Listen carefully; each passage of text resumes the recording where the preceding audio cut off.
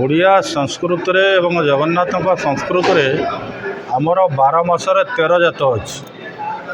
ଯେତେ ପର୍ବପର୍ବାଣି ଯାତ୍ରା ଅନୁଷ୍ଠିତ ହୁଏ, ଏ ସର୍ବଶ୍ରେଷ୍ଠ ଯାତ୍ରା, ମହାନ ଯାତ୍ରା, ବିରାଟ ଯାତ୍ରା ହେଉଛି ଘୋଷ ଯାତ୍ରା ବା ନନ୍ଦିଘୋଷ ଯାତ୍ରା ବା ରଥଯାତ୍ରା। ଏ ବର୍ଷର ଥରେ ସମଗ୍ର ବିଶ୍ୱର କୋଟି କୋଟି ଜଗନ୍ନାଥ ପ୍ରେମୀ ଅପେକ୍ଷା ରଖିଥାନ୍ତି ପ୍ରଭୁ ଜଗନ୍ନାଥଙ୍କୁ ରଥ ଉପରେ ବଡ଼ଦାଣ୍ଡରେ ମାଉସୀ ମା ଘରକୁ ଯିବାର ସେ ଅପୂର୍ବ ଦୃଶ୍ୟକୁ ଅବଲୋକନ କରିବା ପାଇଁ। ଏବଂ ଏ ଦୃଶ୍ୟ ଦେଖିଲେ ମଣିଷ ଅନେକ ଜନ୍ମର ପାପ କ୍ଷୟ କରିକି ବହୁ ପୁଣ୍ୟର ଅଧିକାରୀ ହୁଏ ବୋଲି ଆମ ଶାସ୍ତ୍ର ପୁରାଣରେ ଏକଥା ବର୍ଣ୍ଣନା ଅଛି।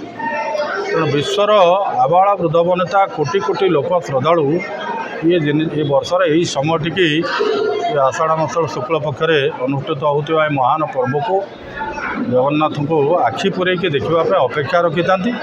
ଏ ପବିତ୍ର ଅବକାଶରେ ଆସନ୍ତା 16 ତାରିଖ ଦିନ ଏ ଗୁଣ୍ଡିଚା ଯାତ୍ରା ଅନୁଷ୍ଠିତ ହେବା ପାଇଁ ଯାଉଛି।